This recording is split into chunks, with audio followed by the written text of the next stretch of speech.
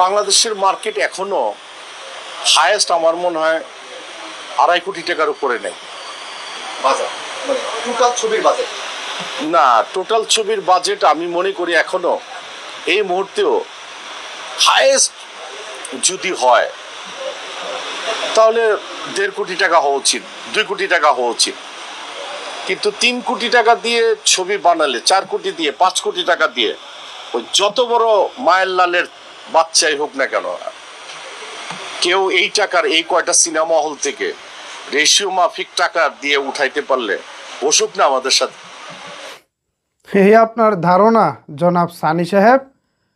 আপনার দুইটা পায়ে ধরি ভাই, ইন্ডাস্ট্রির মানুষ হয়ে দর্শকদের সামনে নিজেদেরকে আর এভাবে হাসির পাত্র বানাবেন না। আপনাদের চিন্তাধারা চেতনা যে এখনও সেই 90-এর দশকে, 70-এর দশকে সাদা কালোর যুগে পড়ে আছে, আপনারা সেটা বারবার প্রমাণ করেন কেন? কেন বারবার দর্শকদের সামনে এসে প্রমাণ করেন আপনারা মেধাশূন্য? এই ইন্ডাস্ট্রিকে দেওয়ার মতো বা এই ইন্ডাস্ট্রি নিয়ে বলার মতো আপনাদের আর কিছুই অবশিষ্ট নাই। 2025 সালে এসে বাংলা সিনেমার মার্কেট কতটা বড় হয়েছে, এটা ঠিক কত টাকার মার্কেট, এই ধারণাটাই ভাই আপনার নাই। আপনি যদি প্রপার ধারণা নিতে চান তাহলে আপনি চলে যান তুফানের প্রযোজকের কাছে, আপনি চলে যান বরবাদের প্রযোজকের কাছে। তারা কিভাবে 8 কোটি টাকা দিয়ে তুফান বানায়, তারা কিভাবে 15 কোটি টাকা দিয়ে বরবাদ বানায়, আবার সেই টাকা এই মার্কেট থেকেই তারা রিটার্ন করে এবং পরবর্তী সিনেমাগুলোর বানানোর জন্য একের পর এক পরিকল্পনা করে। আপনার কথায় যদি আমাদের ইন্ডাস্ট্রিতে সিনেমার বাজেট সর্বোচ্চ 3 কোটি টাকা হয়ে থাকে, তাহলে তারা 15 কোটি টাকা খরচ করে কিভাবে সিনেমা বানাচ্ছেন? কিভাবে তারা সেই টাকা রিটার্ন করে আবার নতুন করে সিনেমার পরিকল্পনা করতেছেন? যদি তারা এই টাকাগুলো নাও তুলতে পারতেন তাইলে তো ভাই নতুন করে ছবির প্ল্যানিং হতো না। আপনি ইন্ডাস্ট্রির মানুষজন কেন এই ধরনের ইন্টারভিউগুলো দিয়ে মানুষজন হাসাচ্ছেন?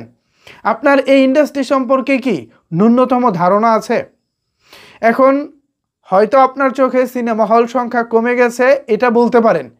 আপনার আমলে যেখানে একটি সিনেমা 30,000 টাকায় রেন্টালে হলে যেত, সেখানে এখন শাকিব খানের সিনেমার নর্মাল হলগুলোতেও 2 লাখ টাকা সর্বনিম্ন রেন্টালে, সেটা গ্রামের হলেও যায়। বুঝতে পারতেছেন ব্যাপারটা? আপনার একটি সিনেমার প্রায় 7 গুণ বেশি টাকা দিয়ে এখন শাকিব খানের সিনেমা বুকিং হয়।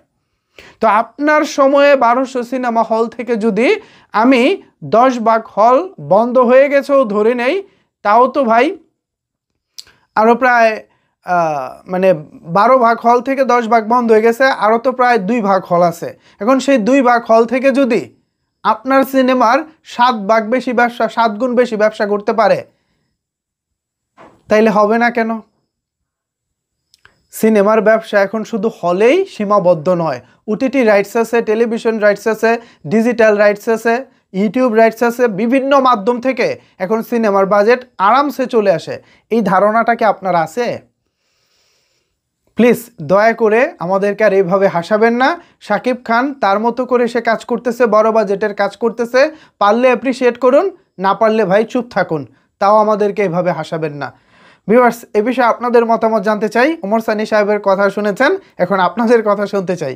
নিচের কমেন্টস বক্সটা আপনাদের জন্য ওপেন রইল। ধন্যবাদ সবাইকে এতক্ষণ আমার সাথে থাকার জন্য।